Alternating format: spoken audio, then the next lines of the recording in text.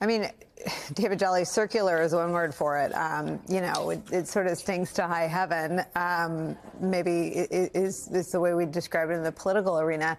And to this point that it is ongoing. I mean, that's what I want to deal with now. This is some great reporting from CNN about questions being asked very recently of witnesses about what appear to be very serious potential crimes if they bear out and if they're charged. But the larger grift is happening right now. I mean, it's if you were to step away, and please don't, but in a media ecosystem closer than you might think, these lies are being spread. Donald Trump is raising money off them. It's all metastasized. It's almost I don't want to say too late, but it's almost part of the new normal in the information ecosystem on the right.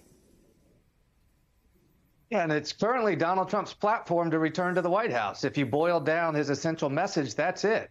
Look, a bunch of fakes, frauds, liars, and grifters. That is Donald Trump, Sidney Powell, Rudy Giuliani, and everybody who supported the conspiracy to defraud the United States, which is the charges brought by Jack Smith. And because of the work of Tim and the committee, I think we know there is this bigger element of how did the money flow, who touched the money, and did fraud occur? And in some ways, I think it's a bit surprising we haven't seen charges yet around the flow of money, because that is such a kind of didactic thread and an easier charge in some cases. But I think to Tim's point, because this remains open and because of the solid reporting that Jack Smith is continuing to investigate it, we may see charges against the former president as it relates to how money flowed, or we might see charges against others that then ultimately perhaps are used to cooperate in this case.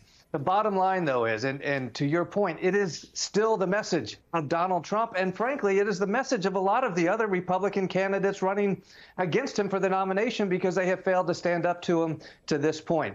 Donald Trump is going to seek to be reelected on the message that the last election was stolen from him, and he needs to return to the White House for retribution to fix all of this. It's a dangerous time.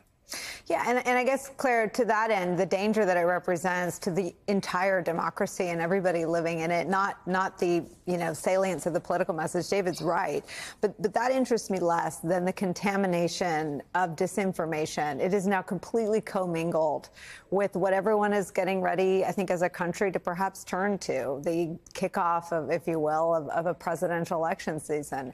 And I think it's a moment to sort of stand up and realize that we're not setting up for a battle of ideas, different ideas about national security. I mean, they are very different. You got one guy who wants to be in an axis with his friends, the autocrats, and Joe Biden, who's done largely underappreciated things on the world stage. But you've got the other side in our politics so completely intermingled with alleged criminality and the lies that they've told that they now want to cleave out those lies that are now at the root of criminal charges and an ongoing federal criminal investigation. They're still raising money off of them. How do we disentangle those things and deal with them truthfully? And it's a cancer that's spread, Nicole. Let me tell you that over the weekend, a story broke here in St. Louis that a state senator who's running for governor by the name of Bill Eigel was sending out fundraising emails from a company in Virginia. And these emails are echoing exactly what Trump is saying. The left-wing mob, Biden is coming after him. We've got to, and it reads like it's Trump. In the very fine print at the bottom, it says it's for Bill Eigel. And this woman, they got a hold of this poor woman in Arizona that was giving him $10 and didn't know that she'd checked a box to send it every month. She's on a fixed income and doesn't even know who Bill Eigel is. So not only is Trump doing this, but now the rest of the Republican Party is emulating him to commit fraud against these small donors that has now become the lifeblood of the Republican Party. Small donors who are being lied to, who are being suckered into giving money. And so it's a serious disease. The cancer is spread. And the only way I think it gets solved is for some of these people to go to jail, in prison, period. I mean, Claire, to your point, I mean, I understand, and I think we've all come to really appreciate the legal strategy behind Jack Smith's narrow indictment of Trump and only Trump. Are you surprised that there hasn't been more state level action on the fraud? Because these are obviously the citizens of their states that have checked the boxes either wittingly or unwittingly and are being billed every month. The evidence developed by the committee made clear that they were not particularly transparent in their legal defense fundraising. Yeah, I think part of the problem here for prosecutors is our democracy has been so hollowed out by the misinformation and the plethora of lies that are being told that so many jurors would say, well, they all lie. Why is this guy going to jail for lying? All politicians lie. The cynicism has gotten so serious that it is unfortunately a truth that many jurors would probably balk at convicting some of these people for lying because they've been convinced that this is something that everybody does if they're in politics. It is something, it's like looking at the sun, right? It's a hard thing to acknowledge about politics, particularly if you loved your time in politics, but it is a sad reality we all have to grapple with. David Jolly, I want to come back to Sidney Powell and what she may have been doing, or what we understand from CNN is being investigated. And that is more contact, I think that's the most generous word I can use, with voting systems. I hope we're not at a point where we gloss over how bat bleep crazy that is. And it just brought back why Chris Krebs had to go. I mean, his firing was abrupt even by Trump standards, right? I mean, he said it was the most secure election in American history, ta-da, and off with his head. I mean, he was fired immediately and attacked viciously. It's clear that that message could not coexist with what Trump's team was trying to do.